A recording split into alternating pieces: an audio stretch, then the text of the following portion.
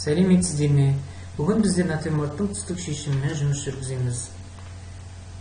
Біздер натюрморттың сызықтық конструктивті құрылымын жасадық, жоба суретті орындадық және натюрморттың түстерінің жіктелуін талдадық. Сонымен бүгін біздер натюрморттың негізгі түстерін жазамыз. Түспен жұмыс жасаған кезде гуашь бояуын кепкеннен кейін сәл өңін жоғалтып ағарады. Осыны ескеруіміз керек. Енді натюрморт заттардың негізгі түстік жіктелуін талдап жүрсек. Бірінші жоспарда біздерді көк мата, алхоры қара алхордан кейін шәйнек қоңыр түсті, онан кейінгі қызыл бұрыш, тақтай және асқабақ ашық түске ие. Бүгін біздер негізгі меншікті көлеңкелерді жазамыз және түспе көлеңкелерді жазып, негізгі жартылай көлеңкелерді көрсететін боламыз.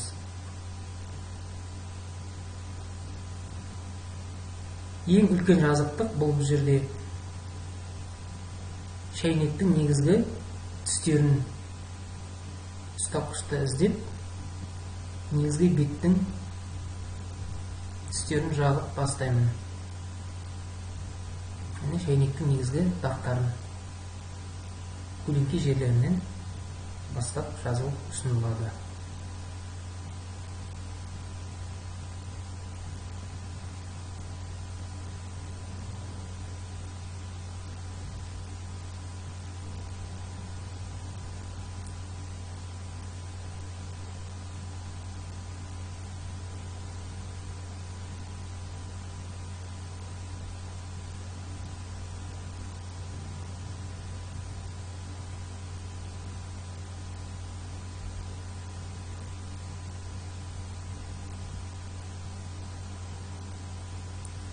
Шәйнектің жарық бөлігін ашық түстерге ала отырып, ашық қоңыр жасылды.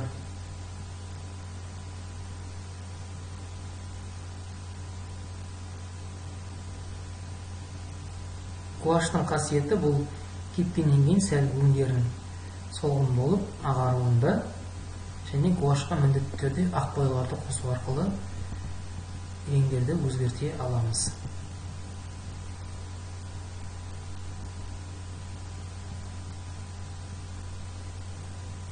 Егер қажет болса, бірнеше қылқаламмен жұмыс жасауға болады. Ашық түстерге немесе қоңыр түстерге арнайы қылқаламдар дайындап қолдануыңызға әбден болады.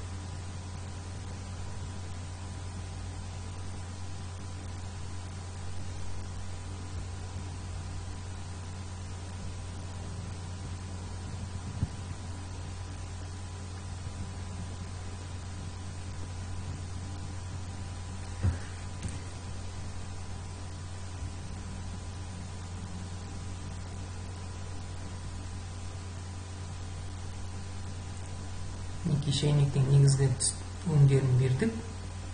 Енді тақтайдың арғы бетіндегі жасыл матаның негізгі түспе көлеңке жақтарын көрсетеміз.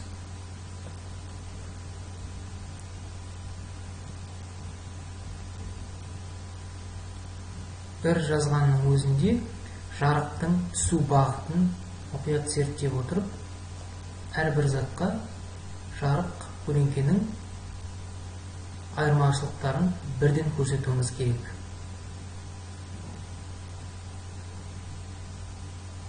Яғни палитрада ұстапқышта түстерді іздей отырып,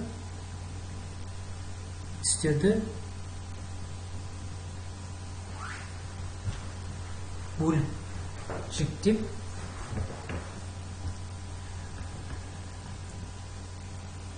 бір-біріне жақын түстер арқылы келесі түске өте аламыз.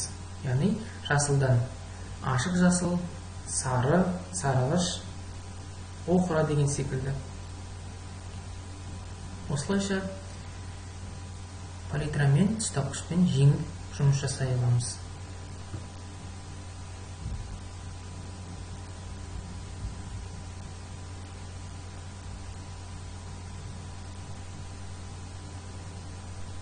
Тақтайдың негізгі түстерін көрсетеміз. Қоңыр, оқыры түстермен. Осындай түстік камераларда жұмыс жасай отырып,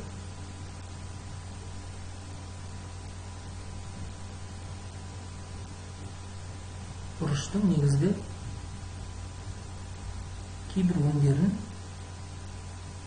тақтармен белгілеп қоюымызға болады.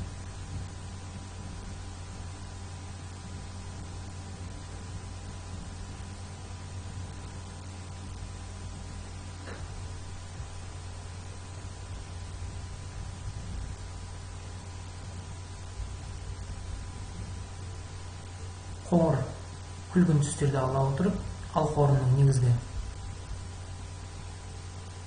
түстік тақтарын көрсетеміз. Яғни кішкентай алдыңғы жоспардағы жеміс бұл қоңыр қара алқорыны көруімізге болады. Жарық бөлігін қалдыра отырып,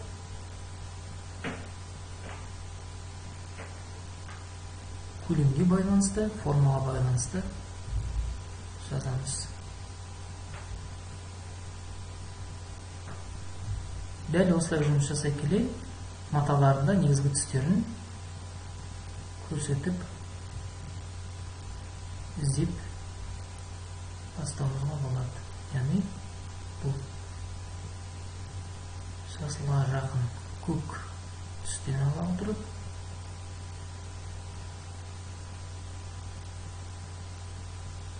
салқын түстермен бояуларды араластыра палитрада түстапқышта іздеп, негізгі жазық беттің түстерін жазамыз.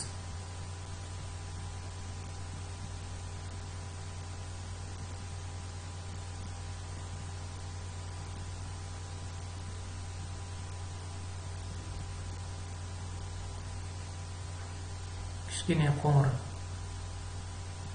қара қоса отырып, қоңыр көлеңкені көрсете аламыз. Яғни натюрморттың алдыңғы қырларының өзі көрініп тұр.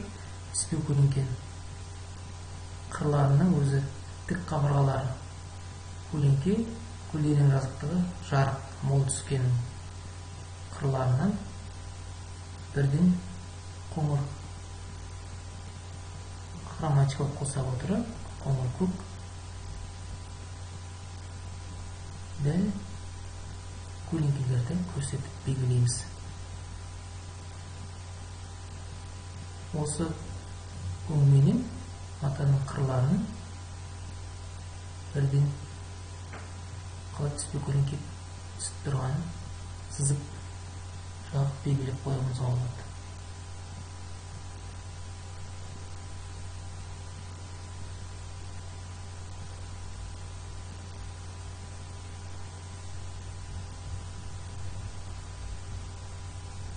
Енді натюрморттағы салқын матаны көрсетуімізге болады.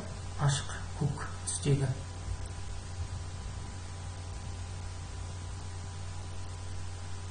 ақ қоса отырып, сәл ашықтатып, біздер аспан көктің негізгі түстерін іздейміз. Яғни бояуларымызды аспан көк түстен ала отырып, ақпен араластыра жоғарыдағы тік матаның негізгі ашық реңдерін жазамын.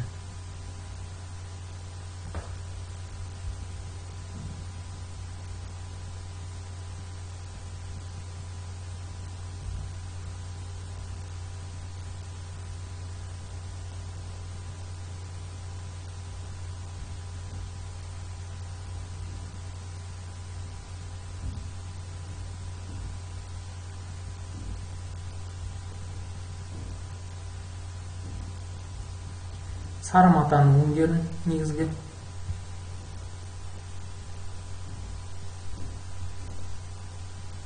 түстерді іздей отырып, сары түс, жұмсақ сары өттік іздей отырып,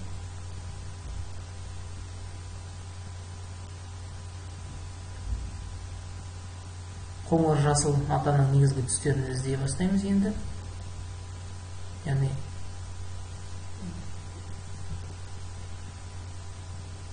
қоңыр жасыл, қоңыр түстерді араластыра отырып, ақ пенен сары қоса отырып, осындай түстерді алып, көлеңке жерлеріне басып белгілеймін. Матаның көлеңке жерлеріне. Және біздер жасыл түстерді іздеп жатырық.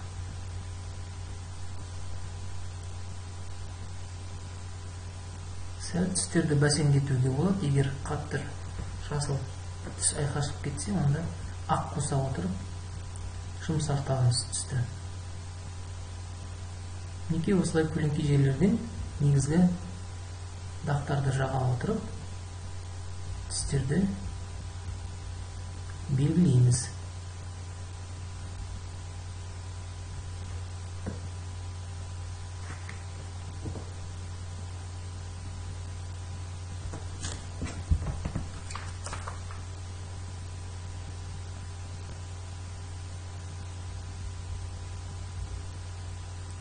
Тақтайдың да негізгі түстерін сызып белгілеп қойдым.